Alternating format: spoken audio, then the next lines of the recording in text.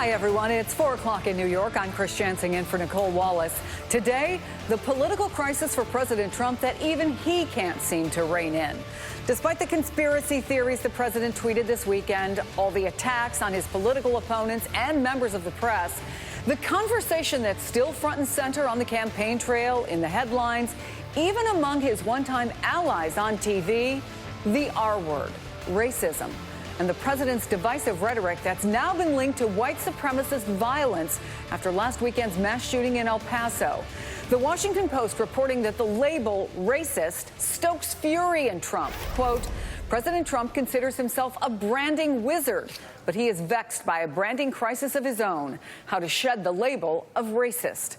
And today, exactly 2 years after the deadly violence broke out at a white supremacist rally in Charlottesville, that label brings with it accusations that he's partly to blame for failing to stem the white supremacy that's continued to fester in this country ever since, and even for amplifying it.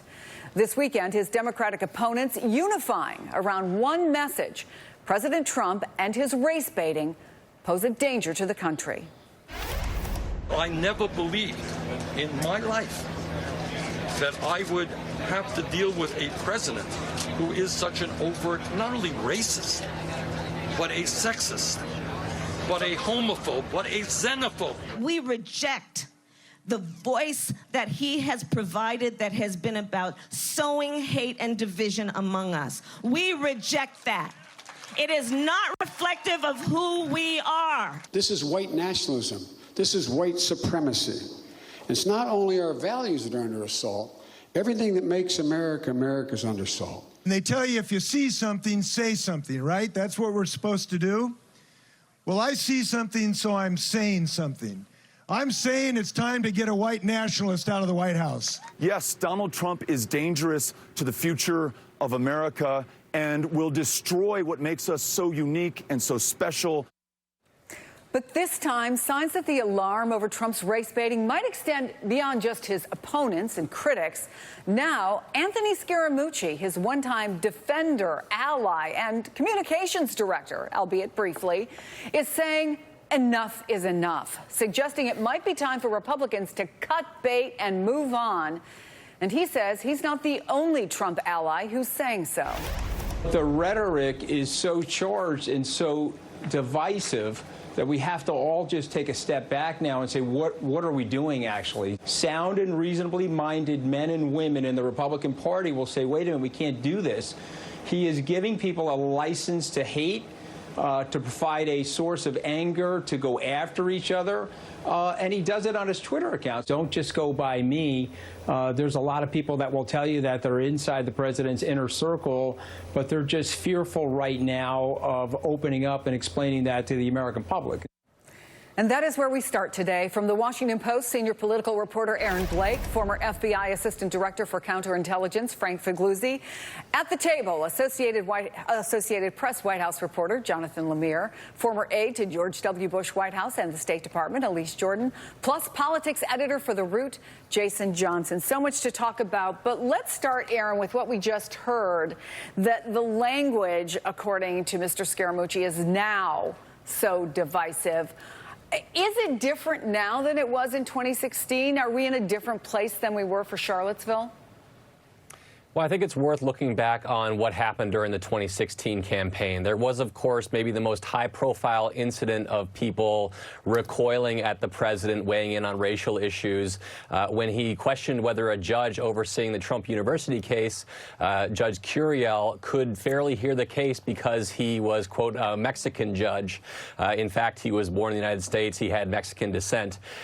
Even at that point, the Washington Post, ABC News conducted a poll. They asked people whether they felt the president's comments were in fact racist. In the summer of 2016, fully 42% of Republicans thought that the president's comments about Judge Curiel were racist. Of course, almost all of those Republicans went on to vote for the president. So that's the starting point here.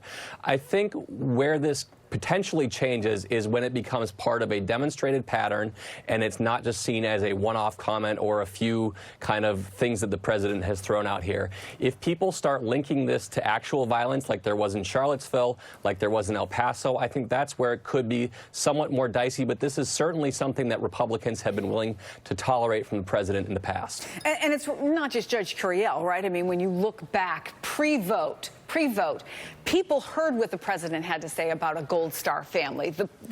The whole candidacy that was in many ways founded on immigration, founded on birtherism.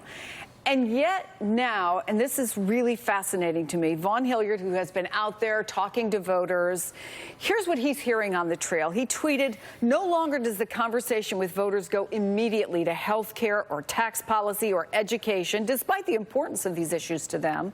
It goes first almost every time to race and the rhetoric out of the White House." Jason, is it different?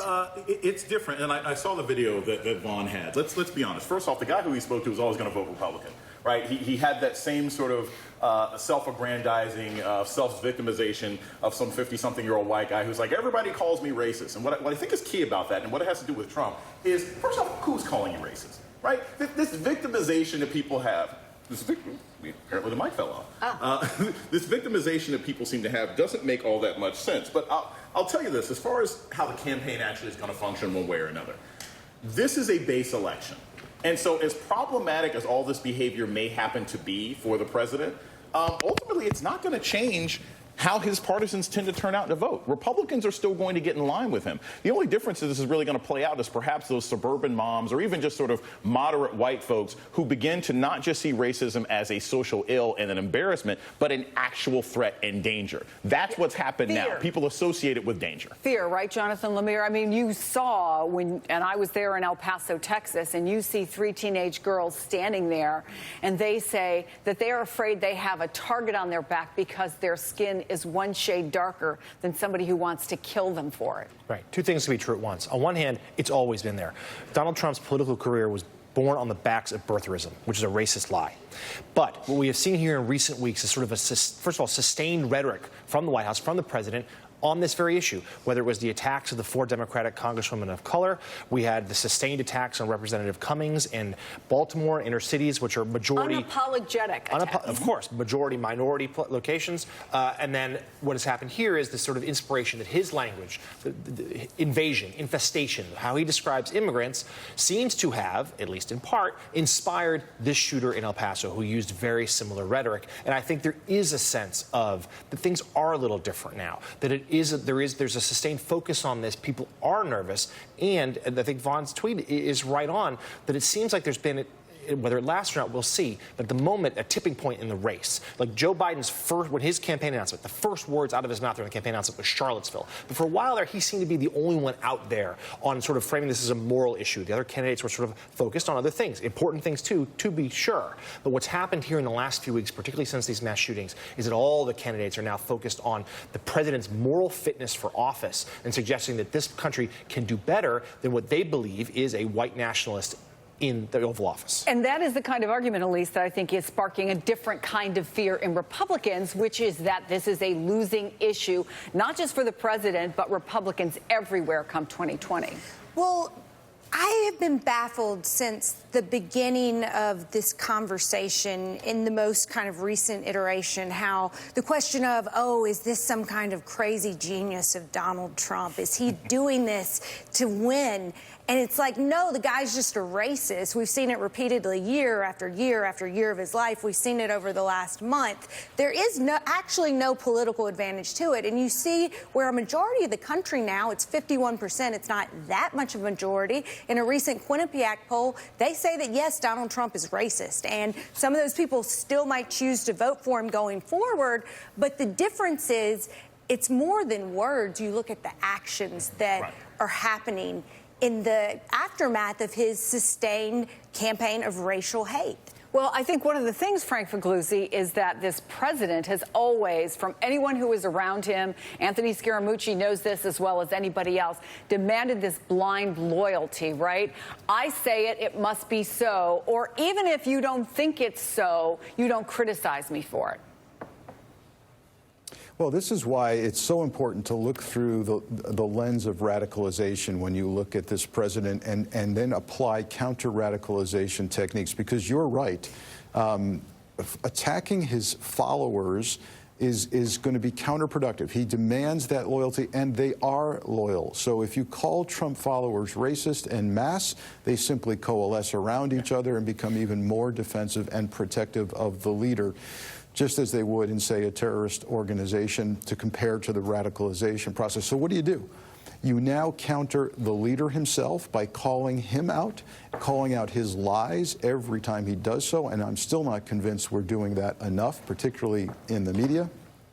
And then you deny the platforms from which he gets his voice. So if there's a news network that is spouting the same racist and hate-filled rhetoric, you start attacking them financially with the commercial advertising slots that they sell. You start making it painful to align yourself with the same hate-filled racist talk. That's the counter-radicalization process that needs to take place. If there's a counter-radicalization process that's going to take place, Aaron Blake, has it become more difficult for Republicans to essentially say, I can have my cake and eat it too? I can say, I'm not a racist, and let Trump say what he says, and continue to say he's not a racist either? Yeah, the risk in this big grand bargain that Republicans have struck with the president, which has really been the case ever since that Access Hollywood tape, where many of them bucked him and said maybe he should withdraw from the race. He wound up winning, of course. They've gotten a lot out of the Trump presidency. They've gotten regulatory reforms. They've gotten 2 Supreme Court justices. The Republican-controlled Senate is installing a number of judges, many dozens of judges. On the whole, I think if you asked many Republicans whether that grand bargain has panned out for them, they would say that it has. I think the question, especially when we start talking about issues of racism, is how long is that bargain going to accrue to their benefit? Is this something that suddenly, where the president says more and more things that are going to raise people's ire, going to, make the American people believe that he is in fact a racist? And how long is that going to affect the Republican Party moving forward? It's great to get 2 Supreme Court justices in his first term, but what if this hurts their ability to win elections for years and years? I think that's a question that Republicans have to be asking. But at the cost of the House of Representatives so far. Right, yeah, Elise? No, you. So, yeah, they lost the House of Representatives. That's not uncommon in somebody's second year. That sort of has historical trends to it. But it had a historical number there. It had a historical number. And you could draw a line. But see, the Republicans didn't change most of their behavior in the Senate, because at the end of the day, this actually benefits them in a lot of different ways. The only consequence that we could possibly see, look, there's always been racists. There's always been people who've dog whistled. He just happens to be more blatant about it. The only reason it's an issue now is because it's a national security one. And again, I'll go with what he was sort of mentioning before. Look, when Joe Biden first came out and he talked about Charlottesville, and we're going to talk about it later, I was there, I know about those sorts of things, but it was also, Senator Harris was one of the first people who was talking about this as a national security issue.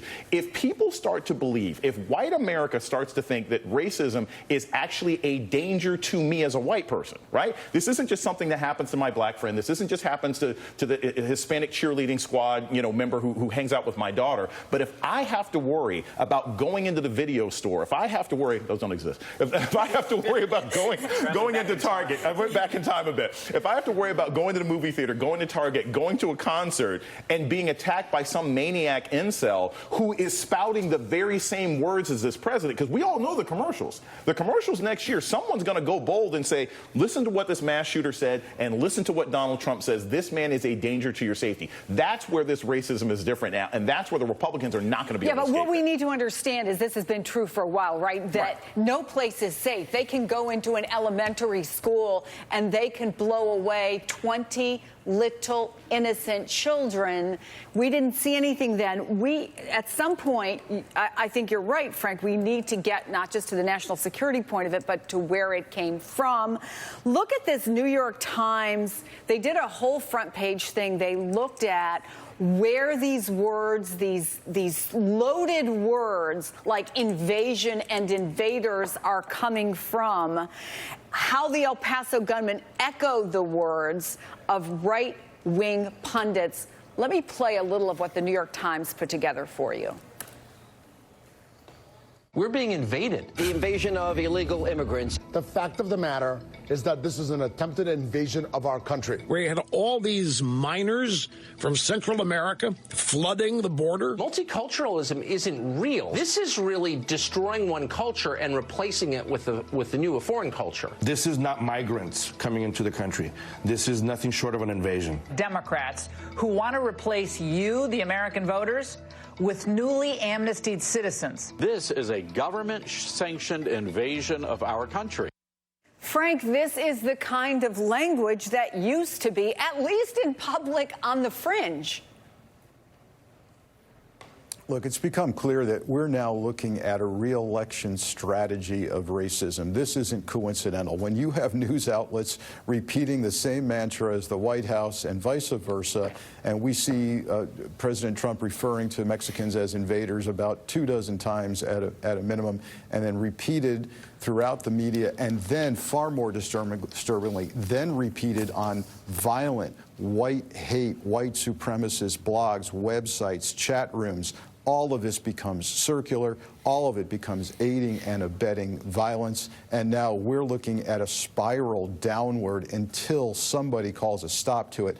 And the GOP has the best shot at convincing this president to stop it, and none of it has happened yet. And the president lost his moment to call timeout on that press conference right after the El Paso shooting. We didn't see him personally renounce the violence, personally say, I'm not about white hate. And his followers in the unstable group amongst our population look at that and go, he didn't really mean it.